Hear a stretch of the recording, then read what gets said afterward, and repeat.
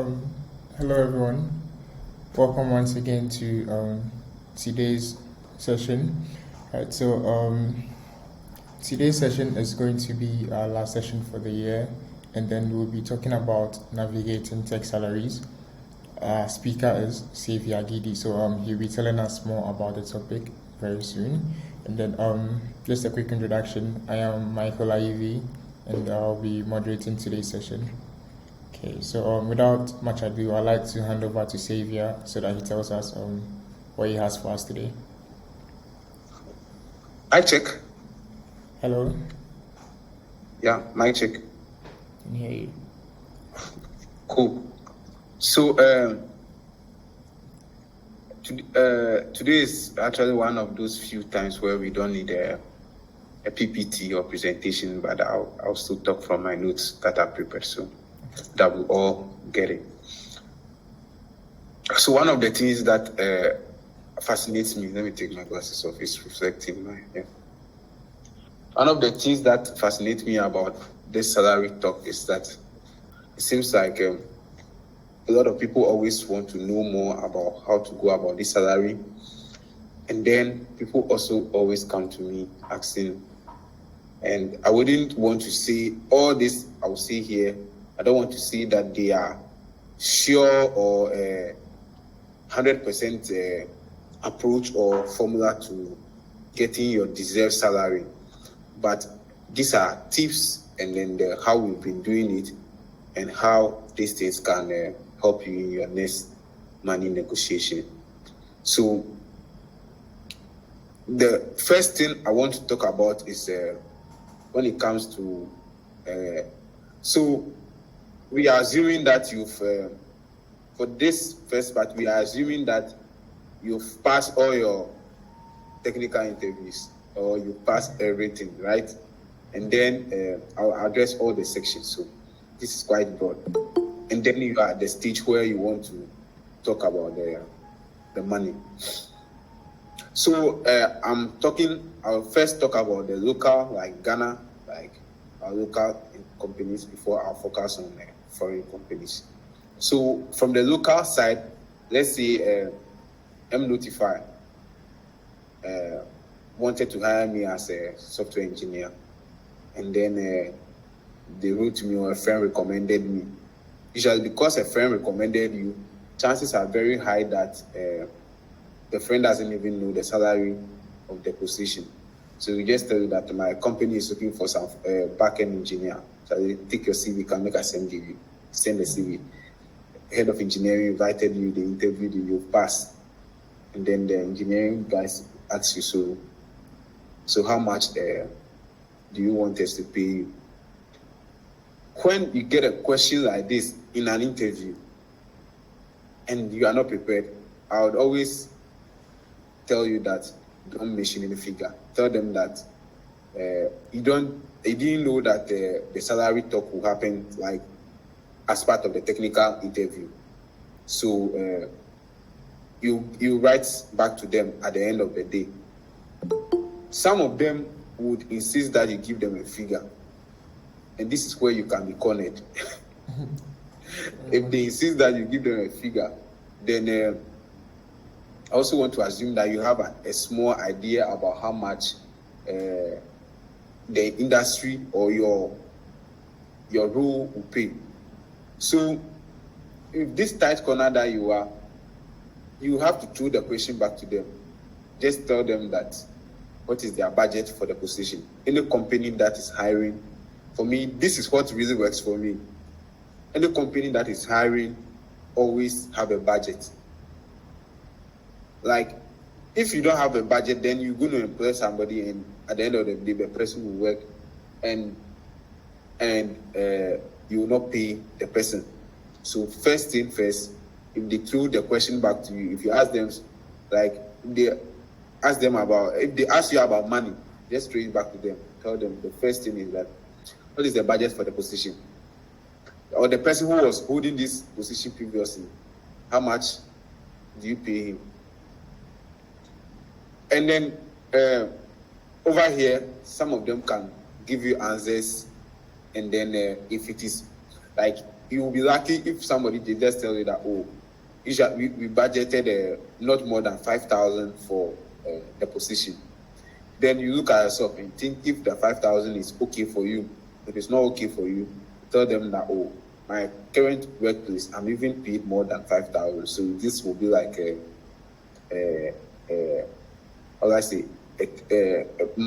salary cut for me. So if they can push it to 5,800 to match your current role, you can consider, like, you can take the offer. And you could be lucky, and then you could not be lucky. They could also tell you that, oh, okay, we'll get back to you on this. I mean, sometimes the HR or the tech engineers, they also don't know the full budget allocation. They also have they don't have full idea. So it's work that way. It may not work that way. And then if you happen to be lucky, and then you are invited for an interview, and they give you a heads up that, oh, the interview will just be one-time interview, then you should know that definitely they'll talk about money. But even if before you even start an interview, you should always think about how much you are worth. And then this is how much we measure how much you are worth. First, usually what I do is I look at my experience. Mid-level, junior, or senior. I start from that. If it's a junior, you can't be a junior engineer and then they are hiring and you are telling them that you want 10K as your salary. No, it doesn't work. And then if you are mid-level, also know the mid-level is very big. There are mid-levels that are exceptional. There are mid-level that are close to junior. There are mid-level that are actually in the middle of the mid-level. So you also know that in the industry in which you are, for example, in Ghana and the fintech industry, they are hiring you as a junior software engineer. You shouldn't expect more than 4,000 cedis in Ghana. If a company gives you as a junior engineer, if they give you more than 4,000, then they are nice to you.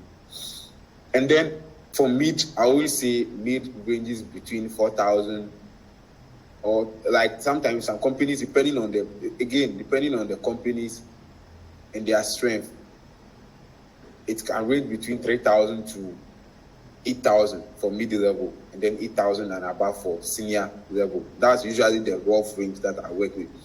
And if you pick a tech startup, when you know there are some companies that are not really even doing well, like you visit, when you go for the interview, you see that it's actually the founder's house that he's trying to start things from. So you could equally tell that it's not like they have a very big budget to work. They are just trying to build something. So you don't go there and then tell them that you want, after the interview, and they ask you how much you want, you tell them that you want 12K.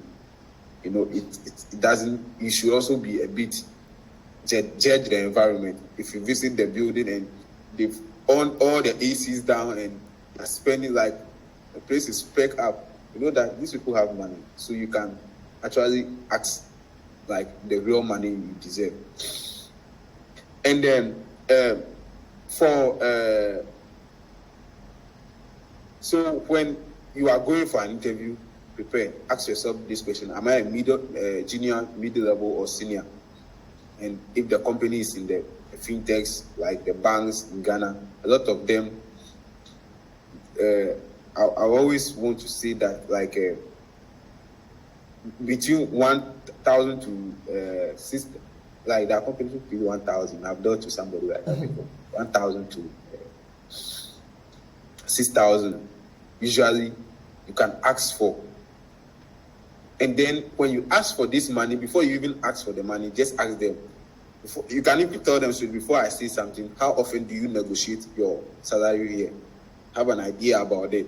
So that if, let's say, you ask 6,000, and later when you are working, you find out that the company has started making money, and then they can pay you 10,000, you know that you can go and ask for an increment because they told you that you can renegotiate your salary. Usually, a lot of companies do it every anniversary of your hiring.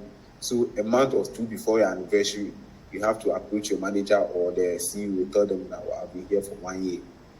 I think I've contributed to the company, so I deserve some small raise. Don't go and tell them that companies are after you. I tell them you deserve some small raise.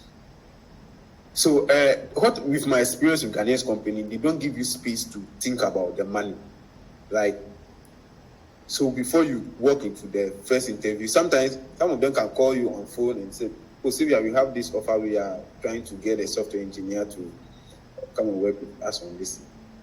Are you interested? How much will you take?" Like that.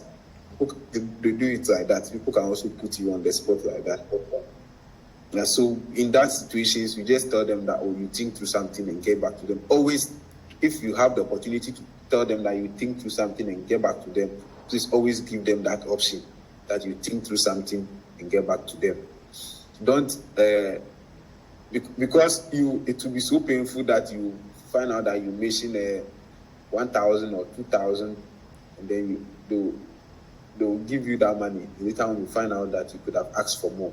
So it's better to just ask for, like, buy time. Tell them that we think to, like, you are putting some things together, so you put it together and then get back to them. And then, so there are some companies you can be lucky. Companies come with an offer. So some Ghanaian company will tell you that, oh, this role, like, we are paying 5,000. This is our budget for the role. So 5,000. And then that one, when they offer it to you, it doesn't mean that is the hard limit. This is the trick you can play around this 5,000. When you get there and they tell you that this is the 5,000 they are giving you, that's there. So this 5,000, does it include tax or is after tax? Get the clarification so that you don't walk away with that 5,000 and think that at the end of the month you'll be seeing 5,000 in your account.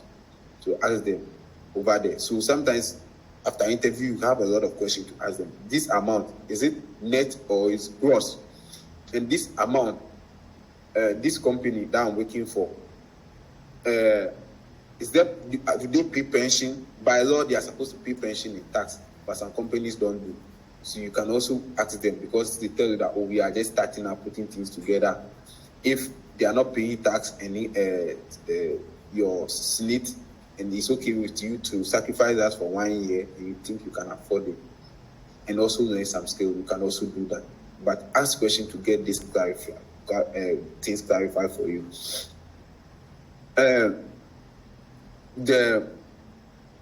So when they give you like that fees rate, like, oh, the position is 5,000.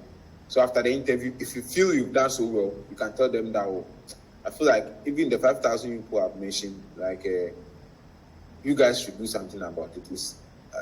At least it should be more improved than what I'm currently taking. And when they ask you what you are taking, just tell them that, oh, I do more than 5,000. They ask you to bring your pay slip.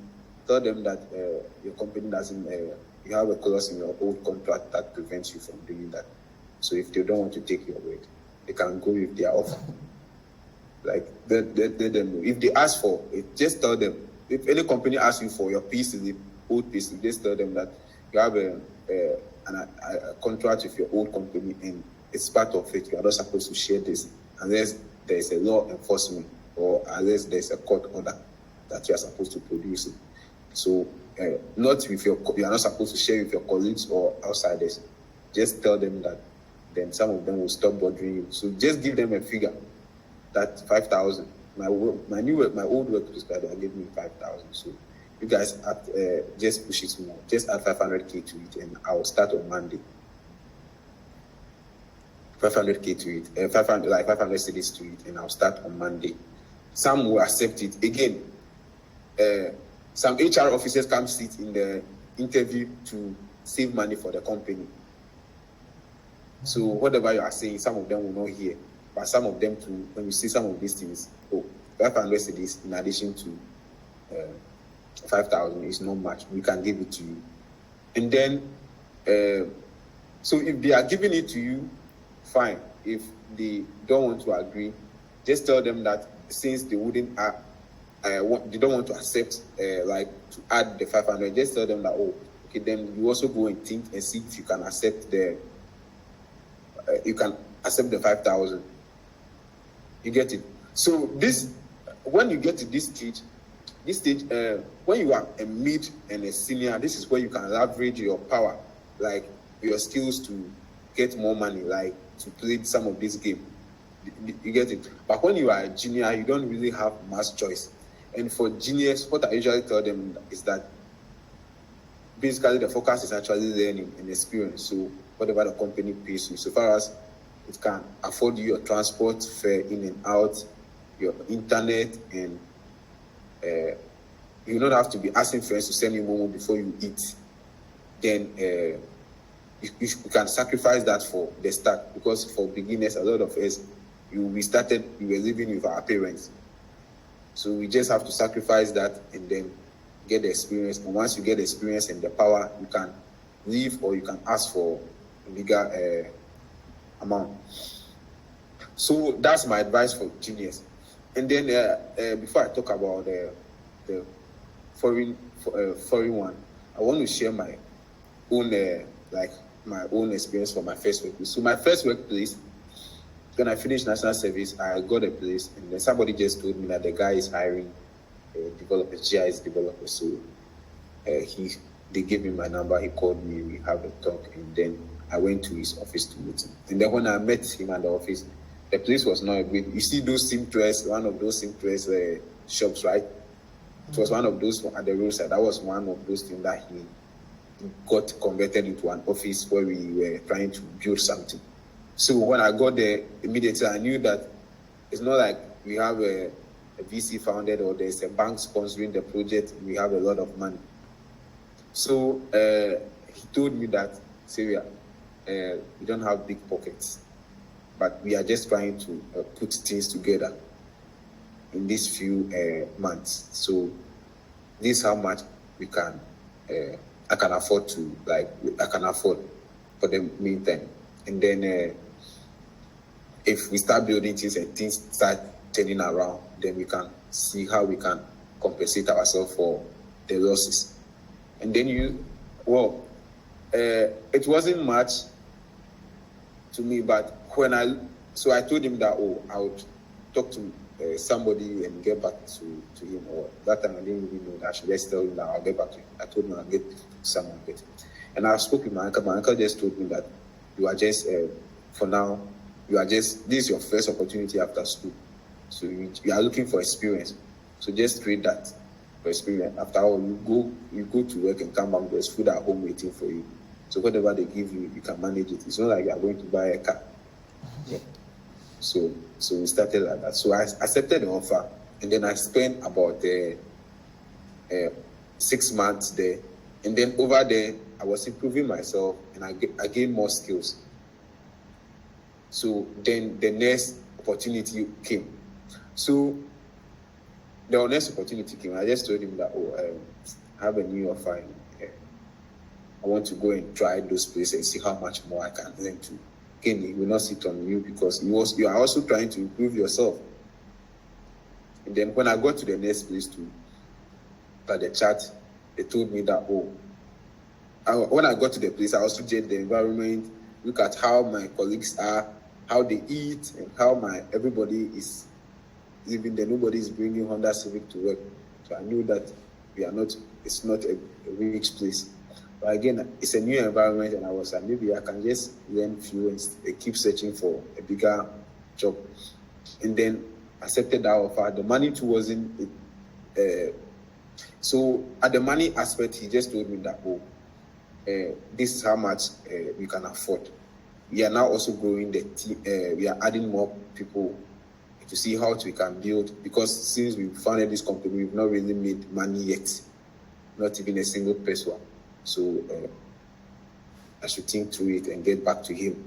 Some CEOs are generals like that. They ask you, you can think about it and get back to them. If the amount they offered you, if it's not okay for you, then you can just tell him that, you have a new offer, and then you shouldn't proceed with the hiring, or you wouldn't start with them. But if it's okay for you, I just told him that, okay. Well, the new place is also not far from my home place, so I can even walk to my workplace. So that money is saved. Then I can buy beans at the roadside and be eating at lunch. So nothing is worse. I can still have some money saved while I gain my skill. So I accepted it like that. So this the reason I didn't prepare society is because there's no straight way to this thing. It all depends on how you understand the situations and then and who you are dealing with. So I started and I did like that place. I also did like 9 months, and then I had another offer. Like the person just asked me, Saviour, we are hiring. We need a Python developer on our team. Would you join? I said yes, I'll join. I said, so like how much is the money? Then he was like, oh, we are thinking about like 1,009, but we'll give you 100 cedis more for as internet allowance. Like that was in 2018, internet allowance. And I was like, well, that's a big leap from my old money that I was doing 1,002, and they are giving me 1,009 with 100 cedis, so 2,000. And then he said we are still putting things together. So for now, the only thing we will be that from the money is income tax. But your state will not pay because we've not even registered the institution. So we are like, so you see, some of the startup or team that we are building don't even have structures. So for you to demand that they pay your SNIT and some of these things, it's not even possible because they don't have structures. Some of them don't have office. And this new offer, because they are now starting out, they said we don't have an office yet, so you can work from home always. If there is a need for us to meet, then we can meet as a working space and discuss ideas. But for now, we all work online from home. So those are the things that plays out day in, day out. And after that, for this, I just accepted it. I didn't have to question it because I also know the structures of the company. It's not like they have some sponsor who is willing to drop in money. And then after this offer, there was another offer. This offer, when I went there for the interview, they have a nice building. There are a lot of cars parked in front. So I was like, wow, this place is a nice place. And when I entered the place, the AC was very chill. I was like, wow, so I can ask for good money here. So when I got there, and then after the interview and everything, they asked me, so how much do you want us to pay? When they asked me that question, the first thing I asked was that the pay doesn't include SNIT, doesn't include tax and everything. He said the money, what we are mentioning here is actually the net. So we'll calculate the SNIT and the tax and everything. I was like, wow, okay, so that's nice. Then it means so when they said they'll give you 2,500, when the month ends, you are taking home 2,500, no bagger wire. Okay, so then I threw the other question also over them. That like, do I have internet allowance and everything? And they said, no, for now, there's no allowance for anybody in the company. So this is the money. Okay, I was like, well, at least my money has been progressing little by little. So this is also like a 40% change in my previous money. So it's okay, I'll take it. So I told him that I'll get back to him. I told my hiring manager that I'll get back to him. So later in the evening, I wrote an SMS. I said, Chief, I think we can do with that money. And what about tools? And then he told me that. So you see, when you are working in Ghana, just ask questions and just be sure. I asked about tools. And then I was told that they operate bring your own device policy. Do you get it? So you have to send your own computer to work. So I have to be carrying my computer to work every day. So I was shocked. I thought they would give me a computer. For my previous workplaces, I didn't have computer because I know they were like tiny, or one-man startup kind of thing. But here there are structures. At least they should give me a computer. And they said they've started buying computers for engineers, but it's not everybody that's getting it. So every year they buy a little, so you spend more. The longer you stay, one day you also get a computer, as if they have a surplus money for computers. So just bring whatever you have. So But they also told me that if you want to take your salary as a salary advance to buy a computer, and then like a staff loan kind of thing, and then they will be deducting it from it. The company can do that too. So they'll give you money as a loan to buy a computer, but they'll be deducting it from your salary little by little. But when you are leaving, the computer is still yours. The company doesn't take it from you. So you ask for some of these things also over there. And then, so here they ask me how much. And then at this stage, that is where the Andela, after this, and then I have the Andela offer. So what happened with the Andela offer is that after all the stages, they set up a special meeting to discuss the money. They told me that based on the interview, they've discovered that this is my rank. And in the company, this is the money attached to the rank.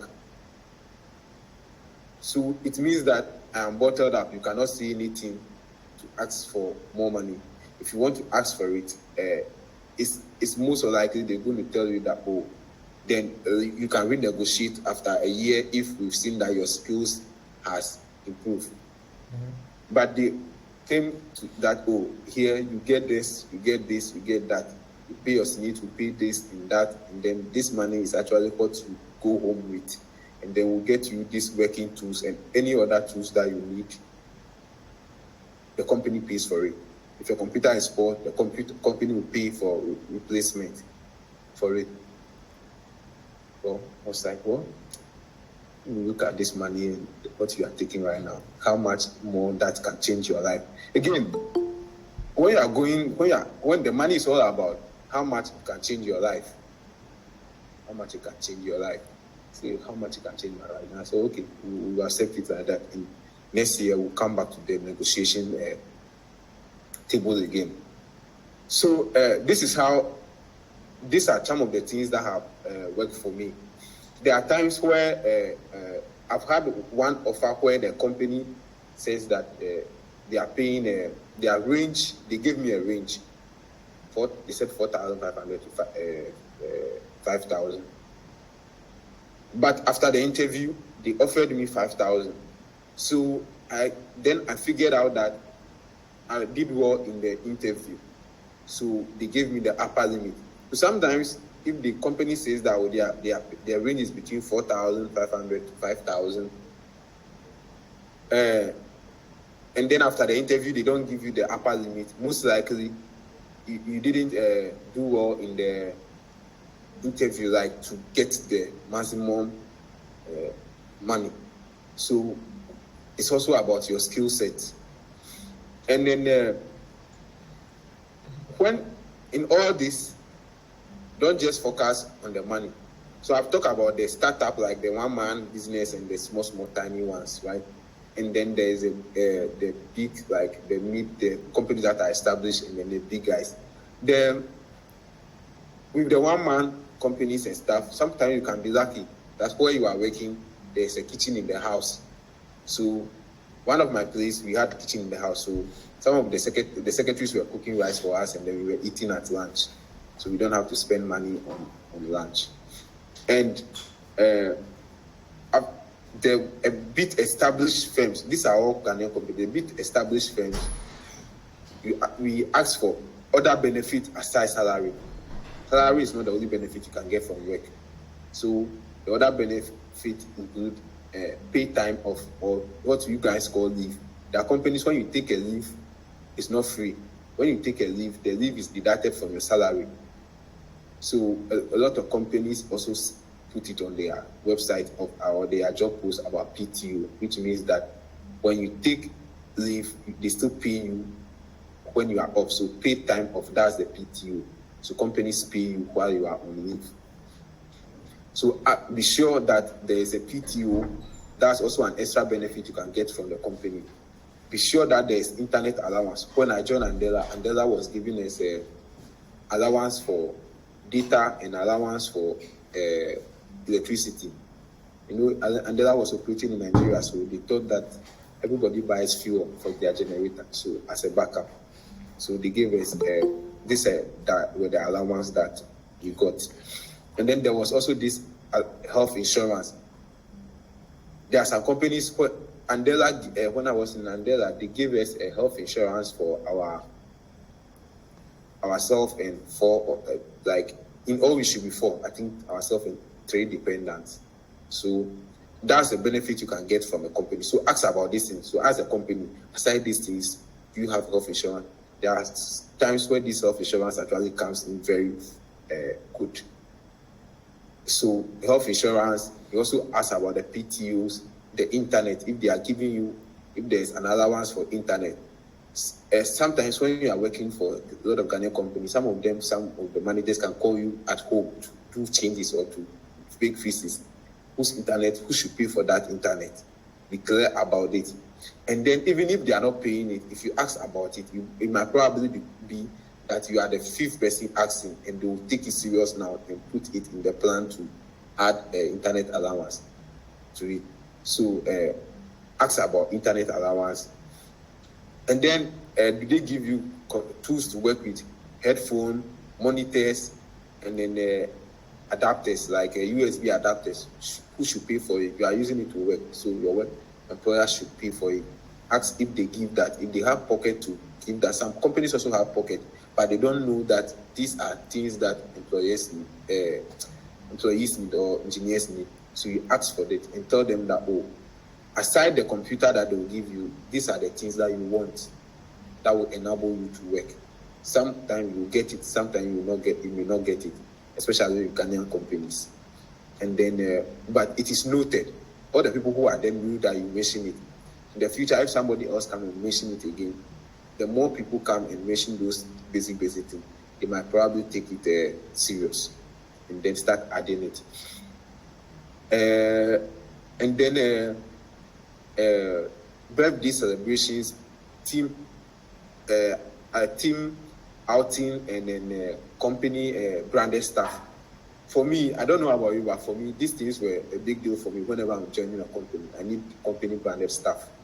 So, like the pencil, the stickers, the notebooks, I like them. The hoodies from the companies, I like them. So I also ask about these things. What these things, are they benefit over here? How do we get it frequent? Is it frequent, or they get it every 2 years? Or most companies usually do it 1 year. Then you also ask about lunch. You don't want to, at lunchtime, you don't want us to go and be roaming the whole of Jolo looking for food to buy. By the time you get the food and come back to the office, we are tired, or like 1 hour has exhausted. So these are the things we ask for. If they don't provide these things, and then your money they are giving you, and you think the money is fair, then you can accept it. If you think they are not providing any of these things, and then even if you are going on leave, they deduct it from your salary, and looking at all this and you think it's not fair, just tell them that it's not fair. And you also need to also know your skill level. Are you a junior, senior, or mid-level? Juniors, you definitely need to sacrifice to get your skill. Seniors, there's always a recruiting officer knocking at their door. So if for seniors, they talk about these things and you say no. By the time you realize, they'll just walk away. They are no longer interested in it. And from there, this what I also do a lot is that immediately recruiter hits me up. I ask the recruiter, what is the salary expectation for the role? Let's just be clear before we all start doing this interview and wasting our time. Yes, so if somebody gets in touch with you, if you are not a junior, this one I'm saying it because juniors, we are actually looking for, it's like we are looking for somebody to use us so that we get experience. So for juniors, I wouldn't say that you should be strict about this. Whatever they offer you, look at your lifestyle. If you can manage it, gather some experience, and ask for, and go somewhere for better money, you can do that. But if you are middle or senior level, just ask also what's the salary expectation for the role. They'll tell you what is the range. If they don't want to tell you, just tell me now what is the range. If they give you range and you think that your current company offers you more than that, you just tell them that, oh, I'm sorry, but my current role pays me more than that. So maybe let's have, maybe we can talk about this in the future again when the budget for the position in the company has changed. Just be nice to them. You get it. You don't blue tick the recruiters. You don't ignore them. When they write to me, I just tell them that thanks for reaching out to me. I'm sorry that this year I have a lot on my desk. So can you put an event or a reminder on your calendar next year? Let's sync again to see if I will be available to work with you. That's nice. Just tell them that and then you go. So if you ask about the money, they give you the money and it's so nice for you. So okay, that's fine. Then you can now go and prepare, and then from there the recruiting officer will start working with you to get set up interviews for you. So when it comes to the foreign companies, most of the foreign companies are straightforward with the money because of some regulations from where they are coming from. If they don't tell you the amount, they will definitely tell you about the range. And then for the range, some of them can tell you that, we cannot talk about money now, but at the later stage. But if you think you can still talk about it at the later stage, you can still accept it. If you don't waste your time too much, accept it. Because my last role, I got to the final step. Even after passing my technical interview, I decided to ask the person how much are they offering for the position. What's the budget for the position? And the recruiter responded to me that we will talk about the money at the money stage. For now, we are just assessing your skills. I mean, I felt a bit like embarrassed for asking about the money when we don't got into the money stage, but I just want to know. And but she never talk about it until we go to the money stage. And then when they offered me so they said this is their range that they prepared for the position, but they are offering me the maximum value. And I was like, okay. So then the money is actually good. So I just said that, so aside this, what other benefits are in the company? And then they said, if we get you on dev duty is like the people who work, almost every big company have things called dev duty, where there are some engineers who are on duty 24/7. Like it's a rotation, so that if there is an emergency and something break out, those guys will just receive the alert and fix it quickly. So and then they told me that, there's an opportunity for you to get onto the dev duty team, and then you can make like extra more 6K or extra more 5K. And then they also say that, there is lunch at the office, and then you also get internet from either you take one of the internet devices from the company, or you install your own internet, and then you'll be sending the receipt every month so that the company will reimburse you or spend the money to you. So be clear to ask if the company is a bit established. Just ask them, besides this money you are offering me, what other benefits are here? Ask about health insurance. Health insurance is very important, because sometimes when you go to hospital, you will be taking you some useless money. You have to ask about it. If they're offering it, then that's great. If they are not offering it, you look at the money you have. If it matches it, if it doesn't match it, then you can decline the offer.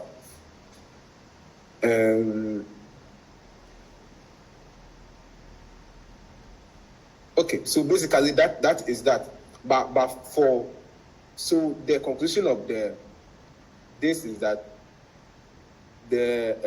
your money you ask for, one, depends exactly on your level, and then it also varies from industry to industry. This technique that I've shared can work on almost every single industry, not just tech. If you are in accounting and they are hiring you as an accountant, you could just ask them, so what's the budget allocation for the position you are hiring for? What are the benefits? You'll be lucky that we'll tell you that with your position, there is a car even in addition to it for you. And then if there is a company event, you are the one who drive the whole company to the place. I mean, those are some of the little things that you can get from work. And yes, I think I've exhausted my notes. So I talk about come with an offer, you didn't come with an offer, you are a junior, you are a mid-level, you are a senior. Also talk about the foreign, and also talk about aside the money, what other benefits are there, if they pay your income tax or they pay your SNIT. Yes, and I also want to add this, that one of my old companies, they don't have health insurance, but the plan was that if you go to hospital, if you ever fall sick and you go to hospital, bring the receipt that from the hospital, and then they reimburse you. So those are some of the things too. And some of these things could be in the company. You may probably never know about it unless you ask. So that's that for me. I don't know whether I've exhausted the topics enough. And then if you have questions, please let's ask so that I clarify. Sure. Okay, so Sylvia, you mentioned one thing that if you apply for a job, right, and then they give you a salary, right? They give you an offer. You have to see if maybe the offer is okay for you. Let's say if you're able to cover your basic needs and everything. But then, is there like maybe a way to determine a standard industry range for maybe a junior level, a mid-level, and then a senior level? Because let's say if maybe this may be my first job, I'm transitioning to tech from a previous background, and I don't really have much of an idea what goes on there, and then maybe I go to a company and they offer me 2,000, right? But then compared to where I'm coming from, 2,000 seems like a huge jump for me, a huge improvement. But then in that same company, there are people there that are working the same without any, maybe let's say 4,000. Okay, so the people are of your same rank, right? Yes. Okay. So when you are getting an offer, again, I keep saying that you also need to look at the institution. If they have big pockets, one. And then the reason I also say is if it will meet your basic need is if 2,000 will take care of you, I mean, I would probably say that it's not a loss. Because people on Twitter make it look like it's a loss, which is more like a greed. If greed in the context that if 4,000 can take care of your needs, and then that's your first job, 2,000 is not, if that's what you ask for, then it's because it can make you like live your life. But if you ask them what is their budget, or how do they normally pay for this position, or how do they normally pay for genius, some of them will be genuine to you. They tell them that we pay between 2,000 to 4,000.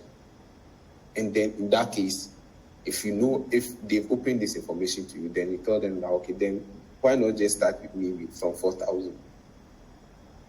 If they decline, they will give you reason. If they don't decline, then it's then the 4,000 will work for you.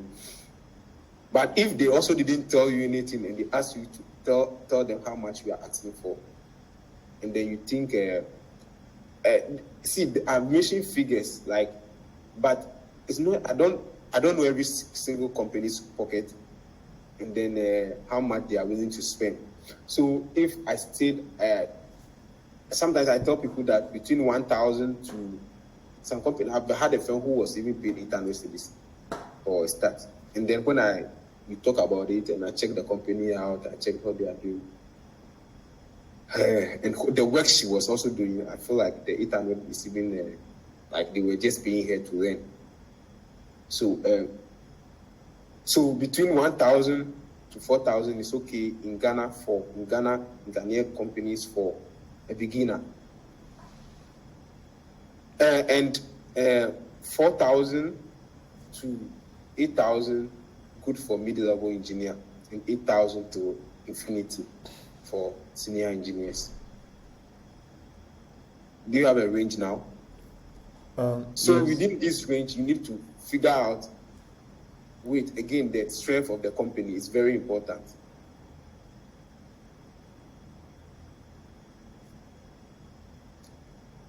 Are you here? Yes, I'm here. Thank you very much for the answer. Yeah. I think. I think Nicholas also raised his hand. Yeah. Yeah, Saviour, thanks very much for this opportunity. And I think the only challenge most Ghanaian techies find themselves wanting is issue with this salary thing. And the problem is that sometimes when you're asking about how much the company is willing to invest in maybe a designer or maybe a developer or whatever, they don't want to say anything. They actually want you, the employee, to rather mention things first. And usually we find ourselves wanting, maybe the company is going to even pay more than what you are going to mention. You see. So how do we go about this issue where the company has made their mind that they are not going to mention anything unless you mention something first? Because usually they also say that, how much are you expecting? That's the first question they also throw to you. And they are not willing to give you any figures until you say something first. So this is the choice of word I used one time. I told them that. So I know I was mentioning a big figure in my mind. So I just asked them, is 2,500 within your budget? If you know that you want to mention a very huge figure, ask them that, oh, like, I know I'm a junior. You don't say that I know I'm a junior. Just say that it's 6,000 within your budget. If you mention it and it's too way out of their budget, just they'll tell you that it's out of their budget. Do you get it? And then the funny thing is that some of them will ask you, is that what you want us to pay you? No. Then you clarify that, so you just asking if it's within their budget. Do you get it? So if in this situation where you are not willing to lose, right? You don't want to lose. But you see, before you can mention the money, you can really sense in the environment whether there's money or not when you get to the place. So if you mention a figure like a designer, they are hiring you, you tell them that, oh, it's 7,000 within your budget. If you cut across it, they'll give it to you. Then negotiate and they'll give it to you. But if it's too much for them, they'll just tell them that, oh, it's just too much for them. It's too way out of their budget. And then you throw it back to them that, so what is the maximum they can pay? That's the word. That's why the word about salaries are not negotiating your salary. Some of these places that they don't want you to, you have to go back and forth, like you are buying from a like give them the figures. Oh no, but this is the amount. Like even if I'm buying from them, like I also ask them, so if I'm paying 6,000, like 2,000 cedis for this, is it within your budget? Like, is it within your price? Will you accept it? If they will, they will. If they won't, they will just get angry and walk away. Get it? So the reason I'm not talking much about asking about looking for the industry price is that you can get the industry price like that. Oh, a DevOps engineer is worth 8,000. Mid-level DevOps engineer is worth 8,000 USD. But what if the company doesn't have that much to pay you? So if you go that, oh, I know that a mid-level DevOps engineer is worth 8,000 USD, then you tell them that, oh, it's 8,000 USD within your budget.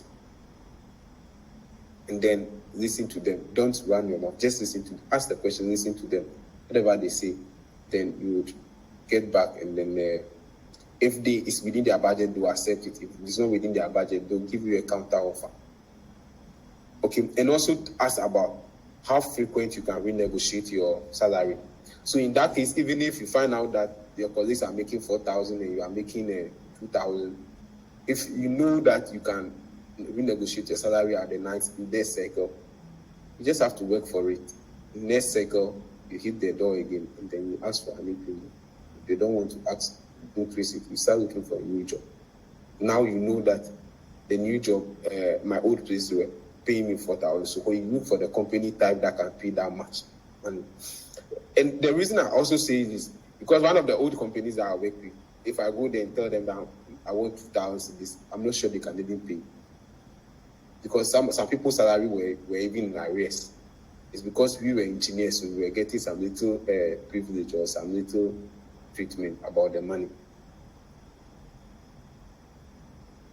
Nicholas, are we okay? Oh, okay, yeah, thanks very much. I'm okay. And I have this second question too. Oftentimes you could get an offer. I'm asking this question especially for the junior level people. You could get an offer, and then in the job specification you get say 5 duties you're supposed to take up. You've already negotiated your salary and everything.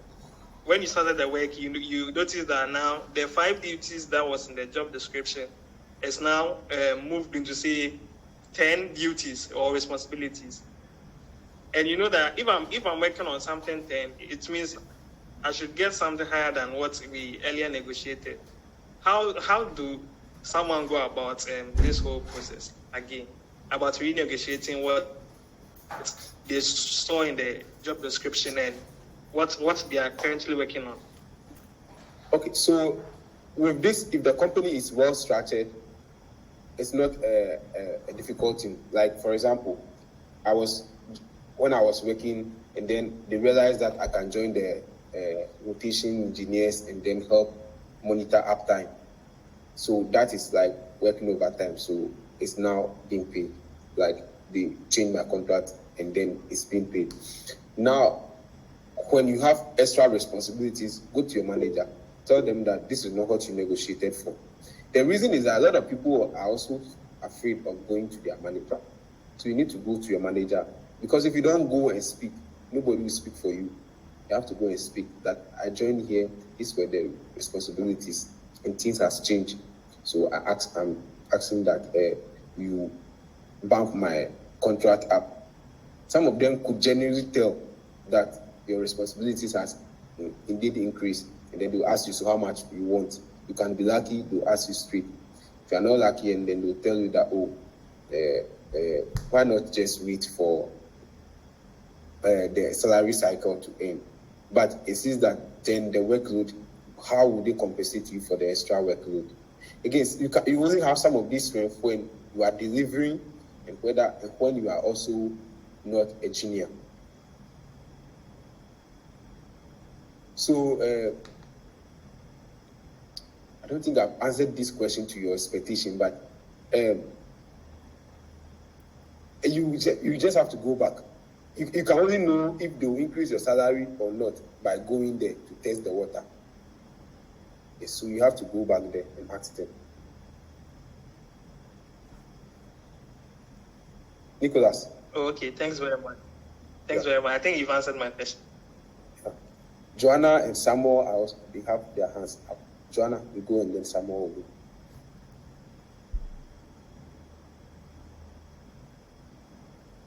Hello, can you hear me, please? I can hear you.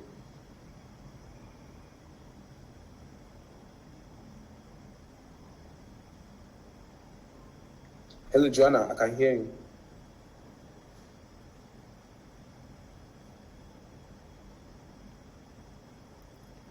Okay, then. Okay, I think. Okay, she's here. Can I go ahead, please? Yes, you can. Yeah. Okay, so my question was with regards to know whether you are the junior level or intermediate, because I've been in 2 situations where one employer found my skills as a junior level skill, and then another time too, the people thought what they saw, to them it was a senior person's work. So it got me a bit confused that I'm not even able to tell my level right now, because I feel like based on what the company or whoever you're working for is expecting, then they grade you as to what your skills are, whether this is a junior level skill or a senior level skill. So I wanted to know, by your personal experience, at what point did you know that, okay, you've left the junior level stage and now you feel like you shouldn't demand salary because you feel that you're a junior? If it's a question you can answer. Okay. So for me, my assessment is that if you know how to build a software, and then you have done that for consistency about 2 years, you are no longer a junior. You are better. You can either be, depending on where you find yourself, you can either be a senior or a mid-level.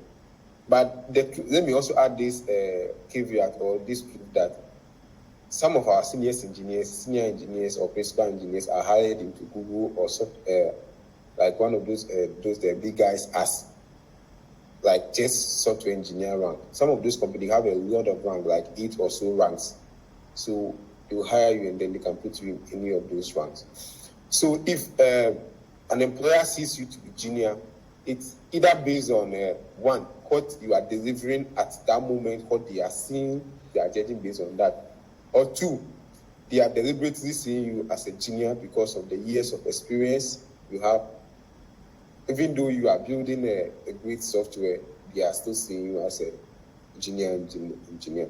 Let me give you this example. One of my old clients that I worked for when I was in Andela, there was this data engineer who came as an intern. And then the guy started building data pipeline and setting up data streams and stuff, and database and queries and stuff. And then I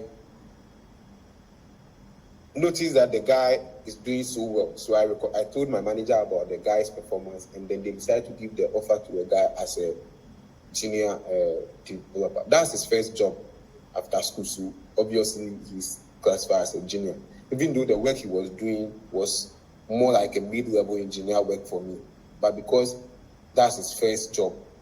So the judgment about this is also based on the years of experience.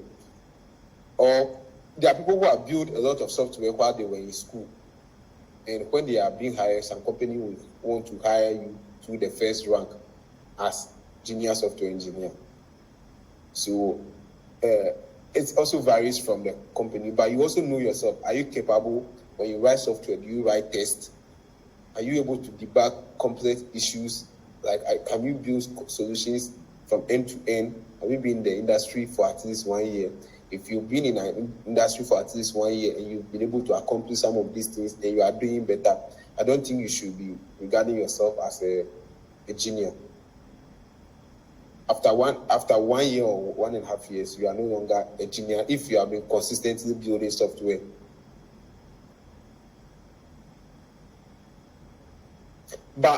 Also the thing is also about this is that you yourself, you need to know yourself, your skills. You've gone to tech talks, you've seen people write software. The software you write, does it match them? The things people are doing, are you also at par with them? And then when we are talking about juniors are basically people who we need to we need to hold them on the project. We have to tell them that, this branch you have to check out. These are people who have not really built complete softwares before, so their codes must also be reviewed. But if you cannot, you over here, you are able to review other engineers' code. Obviously, you are not a junior. Maybe your manager that sees you as a junior is being mischievous, or the person who sees you as a senior is also maybe assessing you. Maybe he's just judging you because of saw you build one Telegram bot, so he thinks you are a senior engineer. It can vary from a lot of places.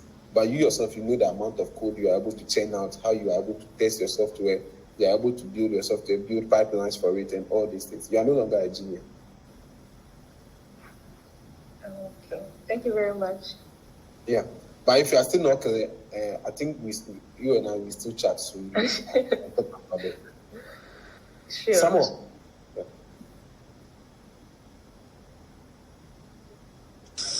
Yeah. So mine is more of a contribution, not really a question. Sure. Yeah. So, I mean, I've been fortunate enough to be on both sides. So being the person interviewing for a job and being the one also interviewing other people for jobs. And what I've come to understand over the years is that typically, whether you get a job or not, it's not really about the salary you mentioned that you want. I mean, unless it's very outrageous. For example, if you go to your company and ask for 50K in Ghana, most companies can pay that no matter your seniority. So that's overly outrageous. But what I've come to understand is that no matter what money you mention, if they see you to be actually very good for the role, they will try to negotiate, come back and negotiate with you. So what I usually suggest to people is that, I think this is negotiation 101. Always try to not be the person to give the first figure, because you just corner yourself unnecessarily. Right? Because quite recently, I've been in an interview where someone, and this also happened to me when I was first starting out, the person was asked how much they wanted, and because the person probably doesn't really know the worth of the position, doesn't really know the budget, and we the internal people know the budget for the role. The person mentioned something that to him is good, and just like you were saying, Saviour, just say what you think will be best for you. But this is where, in some sense, the company is cheating the person, right? Because the money the person mentioned was way below the actual budget for the role. And so the person has, first of all, cheated himself, and the company is also going to make a good amount of money off you, because the work, you are going to do a lot of work, but you are just not going to be paid what you are actually worth, right? So no matter what, I always try to tell people to not be the first person to say the amounts, no matter how much pressure they give you. Just try to not be the first person to say it. If you are good, if you get well at the interview and everything, they will typically reach out to you, right? Because it's not the amount of money that is going to deter them. Unless, again, just like Saviour said, it's also dependent on the company you're interviewing at. So you have to know all these things and put it into consideration. But I'm talking based on like an average well-funded business or fintech. An established company. Yeah, so the company I was working at, they are pretty established in Africa here. So I'm talking based on that fact. Again, know the company. If it's a startup, you know that it can't pay you. So maybe you have to consider stuff like shares and stuff like that. But if it's an established company, understand these things and always try to not be the first person to give a figure. Because once you say you want 100 CDs and then the budget for that role is 500 CDs, the company will give you 100 CDs, right? But the work you'll be doing will be more than that 100 CDs you'll be worth. And once you enter the company, so this is the thing, it happened to me. Once you enter the company, you realize, even though you thought 100 CDs was very good for you, you realize you are being very underpaid, but you're probably like doing a lot of work. Right? And that thing happened to me. And one thing I learned is that it's not as straightforward or as easy to get a salary negotiation. And I'm sure maybe Saviour, you can attest to that fact. It's not as straightforward. Some people might think, okay, at the end of the year, I'll ask my manager and then I'll get the salary negotiation. But it goes up the rank. Your manager has to ask his boss, and probably that boss will also have to ask his boss, and it goes up to the CEO, especially if it's a big company, right? So it's not as straightforward. So that's one thing you have to note down. Unless your company is generous and then they give salary increments every year. Even that one might not be enough for you. So always try to get the figure first and then negotiate around the figure. So in most cases, the figure might exceed your expectations, and then you'll be in a winning position. You'll be controlling the whole conversation, right? If it doesn't, then you know, okay, this is what you are working with. So maybe this is what I need to talk about to be able to get what I'm most comfortable with. So yeah, that's what I have to add. Thanks so much. No worries. Okay, any other question?